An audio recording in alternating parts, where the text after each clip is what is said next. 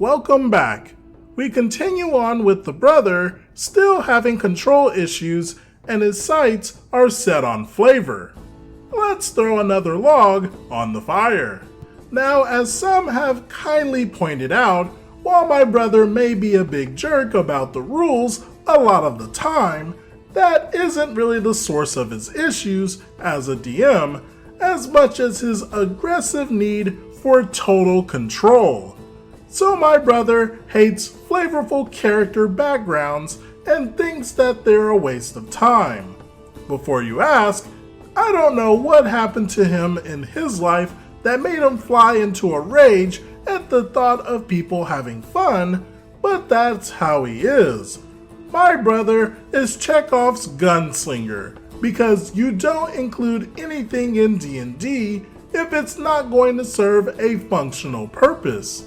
He has said, "I find it really annoying when players want to make special characters with fancy backgrounds. It's way more respectable and interesting if your character is just a normal guy on an adventure." In his eyes, he's doing you a favor by DMing, and you have to understand that it's his story that you have the privilege to participate in. The players do not get to tell him what the story is about. The characters are just in his story for you to interact with the world. That's all. If you handed my brother a multi-paged backstory, he would look you in the eyes as he threw it in the trash. So the story today is 50% about his hatred of writing characters creatively and 50% about his major control issues. So on to the story. This takes place about a year or two after Snake Eyes the pony was laid to rest. So I was about 13 years old. My brother, 22-ish, was home visiting from college, and I asked him to play D&D since my dad was only DMing for me once a year. My brother said sure, and I was so happy to play that I didn't consider that of course there was going to be a catch. I called my cousin and step-uncle, different uncle from the first story, to come over and play D&D. While we were waiting for them to show up, my brother said it was time to make characters. Personally, character creation is one of my favorite parts of D&D, and I felt this way back then too. So I was excited. I was gonna play another bard because I always play bards, and he knows this. So I started saying, "Alright, I think I'll play a half-elf bard," but he cuts me off and says, "What makes you think you get to decide?" I stammered at this because I was totally confused. I thought the whole point of D&D was making your own character.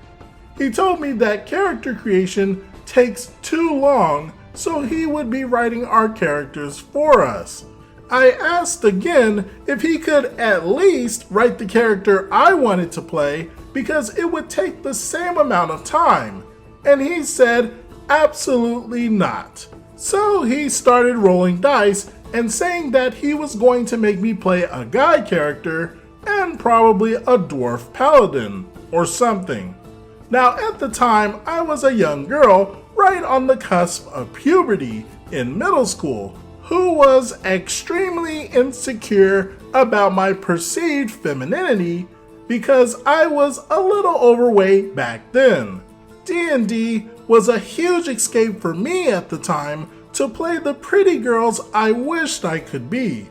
I did not want to play a guy, especially not a dwarf, so I started panicking at this.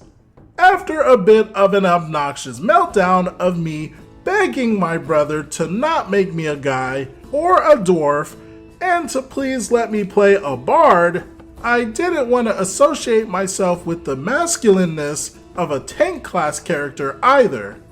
I even told him why I was upset, because I had very low self-esteem about how people saw me.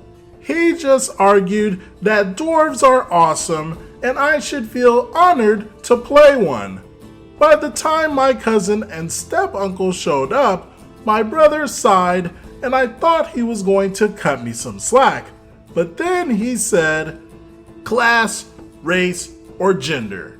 I'll only let you pick one."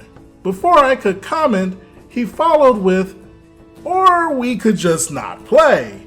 You want to play, right?" Understanding my power in the situation and not wanting to make a scene in front of my cousin and step-uncle, I told my brother that I at least wanted to be a girl, because that was probably the most important to me, and I knew he'd make me play a guy if I didn't pick it.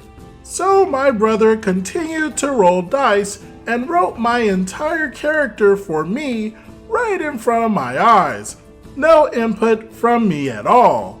My cousin and step-uncle weren't as bothered by having their characters written for them. So it was time to start the game, and my brother distributed our character sheets and described our characters and their backgrounds to us. No surprise here, my brother handed me a dwarf fighter, but he did me a favor because at least she was a girl. And he didn't waste time to describe the impressively thick beard she had. I was holding back tears. But what really did it for me was when he turned to my step-uncle and said, "So you're playing a half-elf bard." I almost had a breakdown at this, and looking back, I should have left right then and there. But I was still an insecure 13-year-old girl who was so D&D starved that I was desperate to just play, even if it meant I had to put up with playing a buff and ugly dwarf woman while my step-uncle across the table got to play the character of my dreams. I don't know how I managed to do it without bursting into tears. P.S. Nothing against dwarves, masculine women, and tanks. This was just my preteen perception of those classes at the time. Nowadays, I know you can be a tank and be feminine at the same time. Once again, this makes absolutely no sense. Why are there even assigned characters? You could at least let people choose which pre-designed character that they get. That's some extreme control issues and some serious maliciousness. What do you all think about this situation?